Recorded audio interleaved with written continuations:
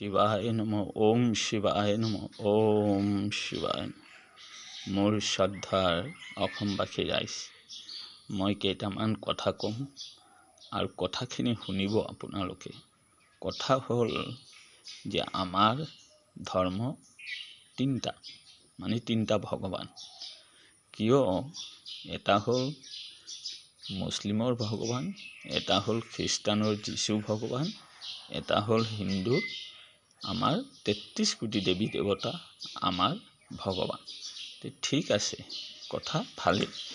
এতিয়া কথা হ'ল যে তেওঁলোকৰ মুছলিম মানুহে কৈছে যে আল্লাহে গোটেই পৃথিৱীৰ সৃষ্টি কৰিছে।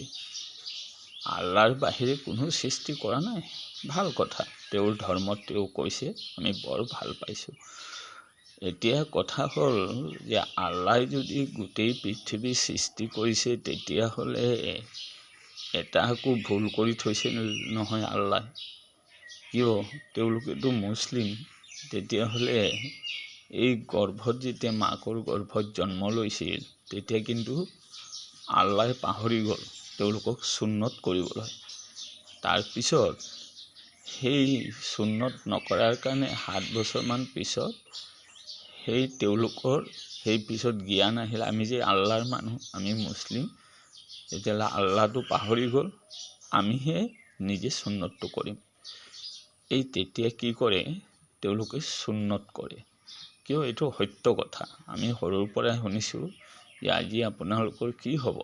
বোলে আমাৰ ল'ৰাটোক আজি মুছলমানী কৰাব। মানে অতদিন কি আছে? বোলে হিন্দু আছিল, এতিয়া সুন্নত কৰিলেহে মুছলমান হ'ব। তেতিয়াহ'লে চাওক, তেওঁলোকৰ আল্লাহে গোটেই পৃথিৱী সাজিছে, কিন্তু জাতিটো বনাব নোৱাৰিলে। এতিয়া কথা হ'ল খ্ৰীষ্টানে কৈছে যে আমাৰ যীশু ভগৱানেই চব সৃষ্টি কৰিছে, যীশু ভগৱানেই হ'ল শ্ৰেষ্ঠ ভগৱান। আমি ভাল পাইছোঁ, তেওঁলোকৰ ধৰ্মত তেওঁলোকে শ্ৰেষ্ঠ ভগৱান ভাবিছে, বহুত ভাল কথা, আমি বেয়া পোৱা নাই। এতিয়া কথা হ'ল যে তেওঁলোকৰ ধৰ্ম যদি শ্ৰেষ্ঠ হয়, তেওঁলোকে সৃষ্টিৰ পৰা কোন ধৰ্মত আহিল? তেওঁলোকেতো হিন্দু মানুহকেইটাক ধৰিহে এই খ্ৰীষ্টান ধৰ্ম দি আছে। আৰু খ্ৰীষ্টান ধৰ্ম যেতিয়া হিন্দু জাতি এজনে লয়, তেতিয়া কি হয়? তেওঁলোকেতো প্ৰথম হিন্দু ভগৱানক দেৱী দেৱতাক মানিছিল। তেওঁলোকে যেতিয়া খ্ৰীষ্টান ধৰ্ম দিব, তেতিয়া হিন্দুৰ ভগৱান কেইটা বোলে ভূত পিশাচ। তেতিয়া তেওঁলোকে সেই ফটোবোৰ ফালি চালি একদম জ্বলাই দিয়ে, আৰু ঘৰত যদি কিবা আসন আছে, মন্দিৰ আছে, সেইটো ভাঙি চাঙি চুৰমাৰ কৰি দিয়ে। তেতিয়াহ'লে তেওঁলোকৰ চাওকচোন, যীশু ভগৱানে কি কৈছে যে মোৰ ধৰ্ম যেতিয়া গ্ৰহণ কৰিব, তেতিয়া সেই হিন্দু দেৱী দেৱতা এইবিলাক ভূত হৈ যায়। আৰু তেতিয়া এই হিন্দু জাতিৰ যিমান দেৱী দেৱতা আছে চব জ্বলাই দিয়ে আৰু মন্দিৰ চন্দিৰ ভাঙি দিয়ে। তেতিয়াহ'লে তেওঁলোকৰ ধৰ্মটো হ'ল কেনেকুৱা চাওকচোন। এতিয়া আমাৰ ধৰ্ম কোনটো? আমাৰ হ'ল, আমি হিন্দু জাতিয়ে কওঁ যে আমাৰ শ্ৰেষ্ঠ ধৰ্ম হ'ল হিন্দু ধৰ্ম, আৰু সনাতন ধৰ্মই হ'ল শ্ৰেষ্ঠ। পৃথিৱী সৃষ্টি কৰাই হ'ল হিন্দু ধৰ্ম। সেইটো আমি হিন্দু জাতিয়ে গৌৰৱ কৰোঁ, আৰু কথাটো সত্য। কিয়? আমাৰ ধৰ্মত কিবা আছেনে যে এটা ধৰ্মক লৈ তেওঁৰ ধৰ্মক ভূত পিশাচ বনাম, তেওঁৰ ধৰ্মক যিবোৰ পূজা কৰি আহিছিল আমি চুৰ মাৰ কৰি ভাঙি দিম, জ্বলাই দিম? এই নিয়মটো আছে জানো? আমাৰ হিন্দুতটো নাই।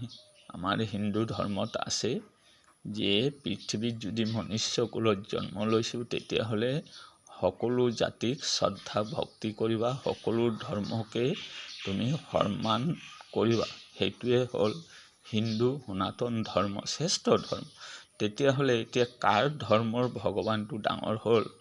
ৰাইজে নিজে বিচাৰ কৰি চাবচোন, যে এতিয়া আল্লাহ ভগৱান ডাঙৰ হ'ল, না যীশু ভগৱান ডাঙৰ হ'ল, না আমাৰ হিন্দু ভগৱান ডাঙৰ হ'ল? এইখিনি আপোনালোকে নিজে বিচাৰটো কৰি চাওক। কিয়? মই যদিও সাধু, মই সপোনত পোৱা সাধুটো, আৰু লিখা পঢ়াও নাই, কোনো মন্ত্ৰ পাঠ একো নাজানো। মই মাত্ৰ সপোনত বাবাক পাইছোঁ, আৰু বাবাৰ শ্ৰদ্ধা ভক্তি কৰোঁ, পূজা কৰোঁ, আৰু মই সকলো ধৰ্ম জাতি সকলোকে মই ভাল পাওঁ, মই কাকো বেয়া নেপাওঁ। কিন্তু মোৰ প্ৰতি যদি কোনোবাই অন্যায় কৰে, ধৰ্মৰ অন্যায় কৰে, মোৰ জাতি ভাষাত অন্যায় কৰে, তেতিয়াহ'লে ময়ো তাৰ মাতিম, কিয় মই ৰখি নাথাকিম। এই হ'ল মোৰ কথা। যদি ভুল চুল হয়, অপৰাধ হয়, মোক ক্ষমা কৰিব, নিজৰ সন্তান ভাবি ক্ষমা কৰি দিব। আৰু আপোনালোকৰ মূৰত যাতে শিৱ ভগৱানৰ মা পাৰ্বতী মাৰ চৰণৰ আশীৰ্বাদ সকলো দেশবাসীৰ মূৰত থাকে। ওম শিৱায় নমঃ, ওম শিৱায় নমঃ, ওম শিৱায় নমঃ, ওম শান্তি।